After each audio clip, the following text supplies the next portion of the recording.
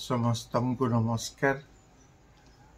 आउ छात्र छात्री मानंकु बहुत शुभेच्छा। आज गुरुवार पर मार्गशीर मासर प्रथम गुरुवार।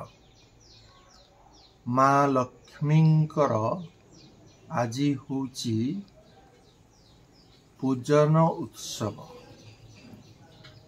एई अवसर रे घरे घरे लक्ष्मी पुराण पाठ हुए। पाठ सिना हुए, वातावरण पवित्र हो जाए, किंतु जो उद्देश्य रे लक्ष्मी पुराण रचित होईची एपर्यंत ताहा कण पूरण हो पारिछि। पंचसखा जाति मानु नथिले। लक्ष्मी पुराण रचना करिबा बेले कवि बलराम दास मध्य सेमिति जाति भेद को स्वीकार करिनाहंती। सेइथि पाई तो श्रिया चंडालुनी घर को प्रवेश करिसंती महालक्ष्मी।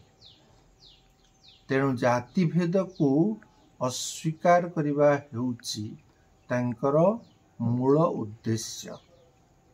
आज गुरुवार दिन रे, पवित्र गुरुवार दिन रे आज प्रत्येक सेई कथा ही चिंता करिबार समय आसीची जे आमे केते दिन आउ एई जाति भेद मध्य रे बंदी रहिबा।